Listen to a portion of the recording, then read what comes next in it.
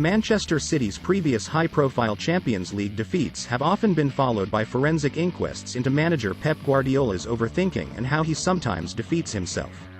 City's loss to Chelsea in last season's final was exhibit A in this argument, a classic example of Guardiola attempting to fix something that was not broken as he went in without a holding midfielder, with expensive consequences. In Paris on Tuesday, there was no need for any talk of overcomplication, and there were no fingers pointed accusingly. This was a simple case of Guardiola and City falling victim to a little genius with an impeccable sense of timing. Lionel Messi had made, by his own stellar standards, a low-key start since joining Paris Saint-Germain from Barcelona, but someone was always going to pay the price for that. The Champions League is the stage Messi was acquired for. So it was with a sense of inevitability that he saved up his first goal for his biggest game so far, an encounter with his old Barcelona coach Guardiola. And what a special goal it was. City were right in this Group A game, playing with poise and chasing an equalizer as they held possession in and around the PSG area, until the 74th minute, and the moment Paris had been waiting for. Messi made one of those typical darting runs towards the area, actually starting from the halfway line, before playing in Kylian Mbappé, who delivered the deftest of touches back into his new teammate's path.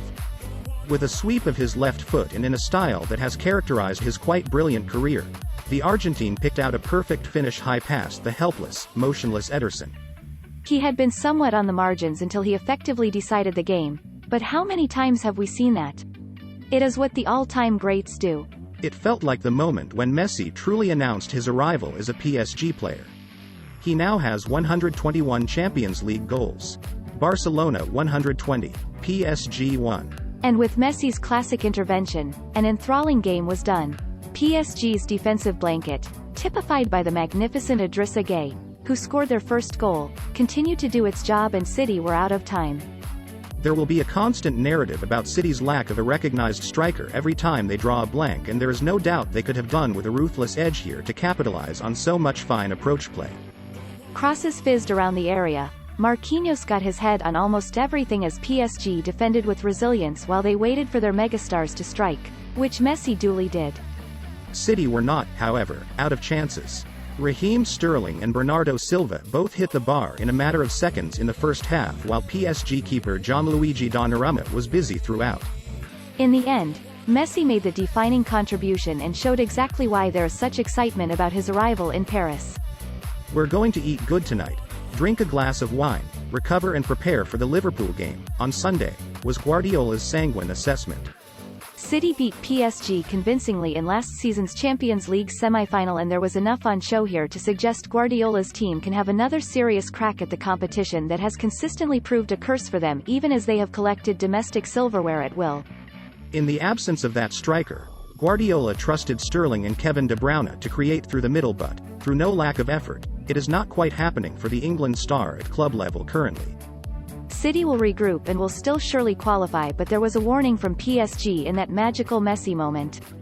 PSG's owners believe their new and not-so-secret weapon can bring them the Champions League trophy. They think, rather like their opponents here, will truly announce them among Europe's elite.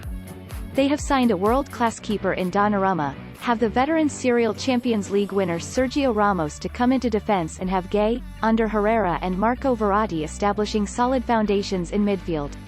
Liverpool's former Champions League winner Gini Wijnaldum only appeared as a late substitute. Throw in the suspended Angel Di Maria alongside the big three of Mbappé, Neymar and the X-factor Messi has added, namely the gift to be unstoppable, and PSG will feel they are ready to move further up the Champions League pecking order.